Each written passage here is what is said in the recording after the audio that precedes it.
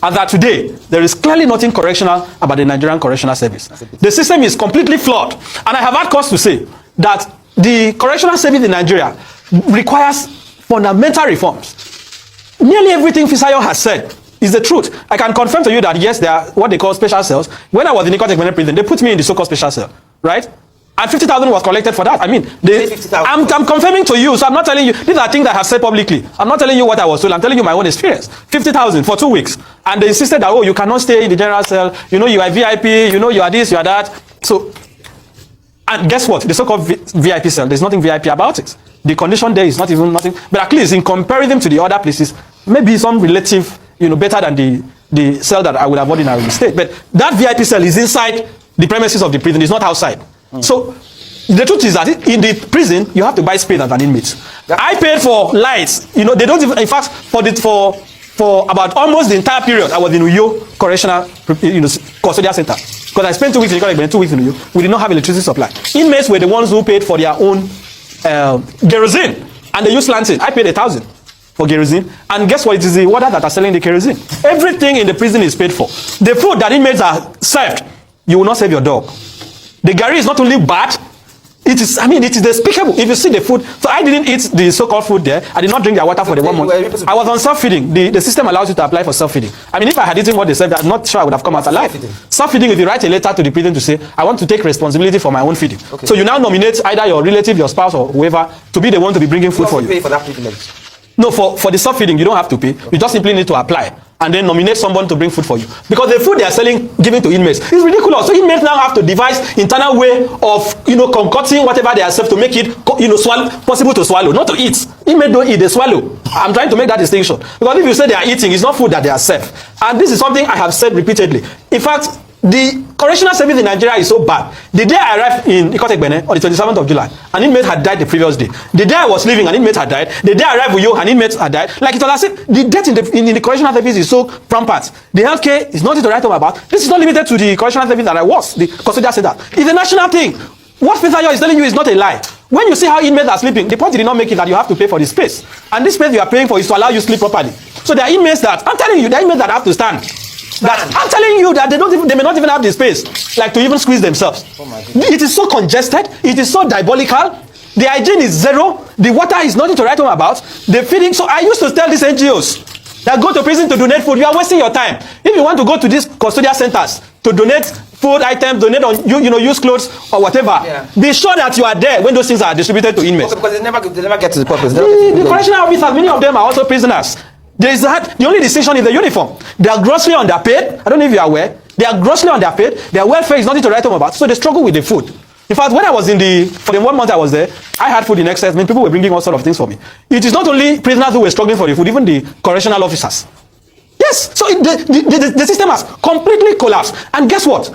Part of the reason that awaiting trial inmates stay for so long to go to court is that before you are even sometimes taken to court, you have to facilitate it. If your relative don't come to give money, right, to in charge court, they call it in charge court, the officer in charge of taking people to court, you may not have a court appearance. There are people, let me also shock you. Do you know that there are inmates in Nigerian prisons today that nobody outside knows that they are there? I met a gentleman from Adamawa who was in Uyo prison. Nobody knew. Nobody outside the forward of the prison knew that he was there. And it's not isolated. There are people in prison that cannot be accounted for. There are people in prison that their court records cannot be traced. There are people in prison that have not been awaiting trial, that have not been taken to court for up to 5 years. Oh my God. It is that terrible. The system has completely collapsed. So one of the things I did while I was living is that, by the grace of God, I was able to facilitate the release of about 17 inmates when I was leaving. Because some of them were released on bail, they cannot perfect their bail. So all I simply had to do was that to make money available and get them out on release. And those that needed fine and all that. So what I'm telling you is that let the minister stop this hypocritical investigation. What the National Assembly is doing, as far as I'm concerned, is a product of parliamentary redundancy. Having not been able to do the real work that Nigerians have voted them to do, they are now distracting themselves with the Bobrisky matter. The member who moved that motion, Patrick Umo, was my senior in the university. He's a lawyer. I know he's a thorough person. But what they should investigate, it's not even just about Bobrisky. Bobrisky, for me, the whole investigation to a large extent is a distraction. The real issue is the rot in the system, is the way inmates are treated as animals. In fact, the day I arrived with you, 2 weeks after I got the took me to you, this assistant controller of corrections told me, I had to challenge. I said, madam, do you treat people as animals here? I said, yes, we treat you as animals. You don't have any rights here. She actually verbally told you that? She said it to me.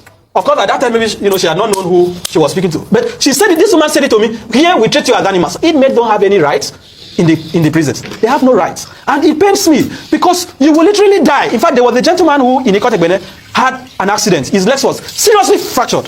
The medical facility there could not cater for him. I was the one who undertook responsibility for his treatment. And I did the same thing for several inmates. So I'm just telling you, it's not to sing my praise. I'm telling you how bad the situation is. There are inmates that, they have a call center in the prison. There are inmates who cannot even afford to call their relative. So the system has completely collapsed. Anybody that tells you that we have this correctional service that is correcting inmates is wasting his time. That is why when people go there, in many occasions they come back, they are more emboldened. They go back to crime. There is nothing reformative about that system. The entire system is based on a mindset of slavery. It is based on a mindset of subversion. And guess what? Many of the people that are actually in prison are innocent. Listen to that. That is it. He said nothing is correct about correctional center.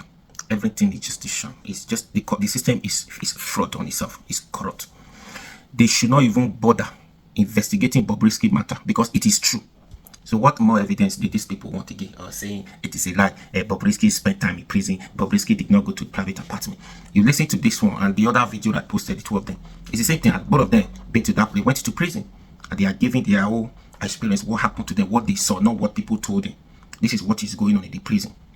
So they should not stop. They should just forget about investigating and do what the law says. What very dark man saying that it is true. They don't need more investigation, more evidence to prove their point, to say very dark man was wrong or something, or Bobrisky spent time in prison. He did not. All the evidence shows that Bobrisky never spent time in prison. Yes, so those officers had to be investigated, and they should. That's the problem. This is just Nigeria. Every sector of the government is just corrupt. Every sector of the government, because they are not well paid. Corruption everywhere. Corruption everywhere. If prison yard is like this, we watch a video then time ago when South Africa, those people that were sent to prison in South Africa after their prison term, they were released, but they refused to go back. They said no, they want to remain in the prison. That if they come back to Nigeria, there is nothing, they don't have anything to do. They will go back to crime. They will go and commit crime. But they are well fed in prison there in South Africa. Actually, they fed them very well. They don't want to leave prison in Nigeria. The day they say you are free, you'll be released. Hey, you'll be the most happier person. And a lot of people are in that prison for offenses they know nothing about. I saw a video that how they swap people on the road. How they swap them, free them, and just pick random people on the street, take them to the station. So those people, they'll be looking for them. What happened? They don't even know how they get there, what they did, nothing. Their case will be there. Their file will be there, nothing. They just abandon them there. That's in Nigeria for you. Another country, when we watched a video the other day, even in Norway, you needed to see the prison and the people in that prison. They are even living like better, doing well, better than people who are not in prison, who are not good in hustling. They are well looked after. They are doing everything. They learn a professional just whatever they want to do in the prison. When they come out from prison, they are already a professional in whatever field they want to go into. But Nigeria is different. That's just it. I give room to this corruption because the system itself is corrupt. But those places now, you cannot apply for, you cannot get this privilege. Anyways, what do you think? Please share this video.